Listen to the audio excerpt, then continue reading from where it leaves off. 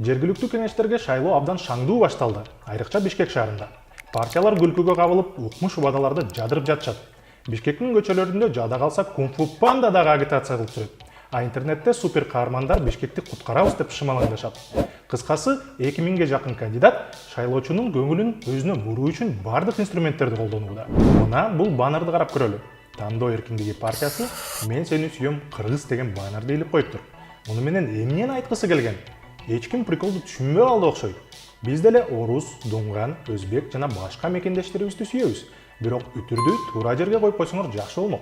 НДПК партиясынын кандидаты шаарды шакалдарга бербейбиз деп талкууга алынса, Ыйман Нуру партиясы баннерин секелек кыздын элеси түшүрүлгөн граффитинин үстүнө илип, интернет колдонуучулардан уруш жеди. Айтмакчы, бул граффити үй бүлөлүк зомбулукка каршы күрөшүүнүн символу болчу. Чечебиз, өнүктүрөбүз деген чакырыктар жаңы партияларга жарашат.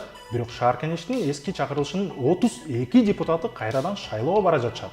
Алар СДПК, Республика Атажурт, Кыргызстан, Өнүгүү Прогресс жана Мекеним Кыргызстандын мүчөлөрү болчу. Ушул кишилер 4 жыл ичинде программаларын жана таттуу убадаларын ишке ашыра алдыбы? Бишкектин азыркы абалын көрсөк, жооп өзү эле белгилүү болуп калат. Эми ушул эле кишилер өздөрүнүн ишмердүүлүгү жөнүндө отчет бербестен башка партияларга кере качып жаңы убадаларды таратууда. Бирок бул ирет алар силерди алдай албайт. Даярданыңыз, биз шаар кеңештин эски депутаттарын кайсы партиялар менен шайлоого бара жатканын айтып беребиз. Салымбековдун Эмгек аттуу партиясында эски чакырылышынын 8 депутаты бар экен. Алар: Базарбек Абдыраев, Бактыбек Абдиев, Русланбек Жакышев, Асель Перматова, Эльмир Досариев, Жаныбек Абиров, Сергей Шын жана албетте Жумабек Салымбеков. Бийликчил саналган Атажурт Кыргызстан партиясы менен 8 депутат: Талантбек Жамгырчиев, Валентина Лесниченко, Рыспай Аматов, Талайбек Сурапбаев, Асылбек Акылбеков, Адиса Исмангазиева, Улан Абдыкадыров жана Алымбек Бактыбеков. Ынтымак менен 5 депутат: Наргиза Жолдошбаева, Талайбек Сариев, Казыбек Эргешев, Чыңгыз Жумалиев жана Мыйзамидин Калыков. Экс-мэр Азиз Суракматов баштаган НДПК менен 4 депутат: Кубанычбек Кангантиев, Сейдахмат Исмаилов, Нуржан Тынымсеитова жана Алмазбек Уланов. 2 депутат Ыйман Нуру партиясы менен шайлоого аттаныптыр: Аскарбек Куручбеков жана Бакыт Шайдуллаев. Патриот аттуу партия менен 2 депутат: Сабиржан Кадыров жана Эрнис Дакенов.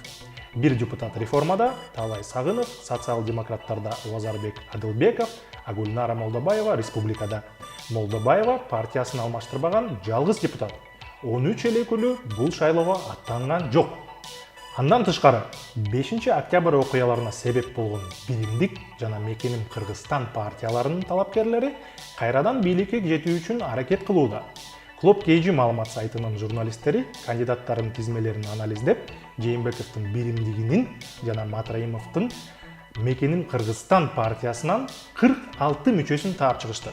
Алар Атажурт Кыргызстан, Ынтымак, Замандаш, Ишеним, Эмгек жана НДПК партиялары менен азыркы шайлоого катышып жатышат. Президент Садыр Жапаров бийликчил партиялар деген түшүнүк башка болбойт дегени менен мекенчилдин 13 мүчөсү ар кандай партиялар менен шайлоого аттанып жатышат. Партиялардын программаларын окуп, алардын жергиликтүү кеңештердин функциялары жөнүндө маалыматы аз экенин түшүнсө болот. Шайланган жери шаар же айылдар, а берген убадалары республикалык деңгээлде. Мисалы, Атажурт Кыргызстан партиясы 5 жылдын ичинде Кыргызстанды коррупциясы төмөнкү деңгээлдеги 50 өлкөнүн арасына киргизем дейт. Айтмакчы, өлкөбүз азыр бул рейтингде 124-орунда. Шаар жана айыл кеңештер ушундай өзгөртүүлөрдү кыла алабы? Же булар адашып парламенттик шайлоодо болгон программасын алып чыгышканбы? Баса, Атажуртчулар программасына пайгамбардын да хадисин аралашып жиберишиптир. Биринчиден, мыйзам боюнча динди саясатка аралаштырууга болбойт.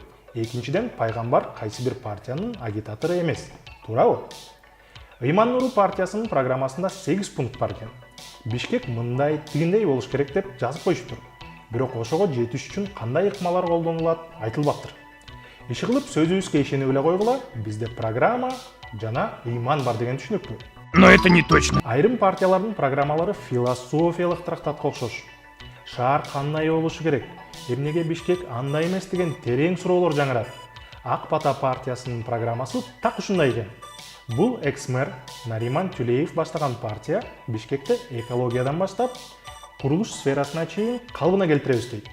Андан тышкары шаарда илинип турган баннерлерде түштүк магистральды мен салгам деп догурунат. Өз чөнтөгүнүн курбаганы белгилүү да. Эми пенсионерлерге акысыз нан таратам деп кымбатчылык кычап турганда тыйын санагандардын сезимине ойноп жатышат. Республика партиясы кайрадан Бишкекке автобустар жана троллейбустар жетишпей жатат. Маршруткаларды жоготобуз деп чыгышыптыр. Текшере келгенде 2016 жылы Республика Ата журт бирикмеси ушул эле убадан берген. 3 маршрутканын ордуна 1 автобус деген пунктта борбордо автобустарды сатып алуу сунушталган. Буларга дагы 4 жыл берсе сөзүнө турушабы? Нет. Айкөл Кыргызстан партиясынын кандидаттары кандай шайлоо болуп жатканын түшүнгөн эместей. Алардын программасында Бишкек жөнүндө бир да сөздү таба албадык. Бирок алар президенттик башкарууну колдоп, стабилдүүлүктү талап кылышууда. Ай азаматтар. Кыска программалардын бири биздин эл партиясына таандык. Ал 210 сөздөн турат. Ичинде 6 пункт. Иллюстрация жана мэриянын структураларын катуу көзөмөлдөгө басым жазышат экен. Күлбөй туруңуз. Андан да кыска программа Ынтымак партиясында. Болгону 126 эле сөз. Арасында эмоционалдуу чакырык убадалар угулбайт. Бул популисттик риторикадан алыс, жалгыз партия окшойт, Жок. Facebook баракчасында башаламан курулуштар менен күрөшөбүз, коомдук транспортты калыбына келтиребиз деп жана башка убадаларын таратып жатышат. Тандоо эркиндиги. Ушундай да партия бар экен. Булар электроэнергия, газ жана башка кызматтарга болгон тарифтерди 2-3 эсе арзандатабыз дейт. Муну жакшылап жаттап алалы. 4 жылдан кийин маселе кандай чечилгенин сурап көрөбүз. Негизи эле баарынын программалары бири-бирине окшош. Бишкектин башкы проблемаларын алып, ошону чечип беребиз деген мааниде. Биринчиден ишке ашпас, популисттик убадалар абдан көп. Экинчиден талапкерлерде борбордун шаар кеңешинин ишмердүүлүгү жөнүндө түшүнүгү аз экендиги көрүнүп турат. Туура, шаар кеңешинин бийлиги бир топ. Бирок бүт реформаларды токтоткон фактор бул бюджеттин жетишсиздиги. Болочок депутаттар муну менен кантип күрөшөт? Автобустарды кайсы акчага сатып алабыз? Кайсы каражатка жолдор салынат? Эгер ушул суроолорго жооп жок болсо, бүткүл программаларды ошол эле таштанды полигонуна буга чейинки убадалардын жанына ыргытып салса болот. Бул бир гана популизм жана манипуляция.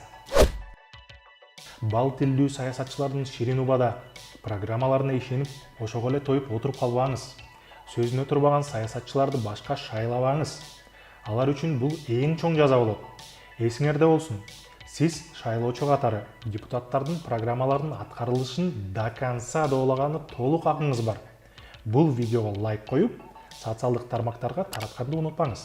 Анан албетте каналга жазылып коюңуз. Көрүшкөнчө.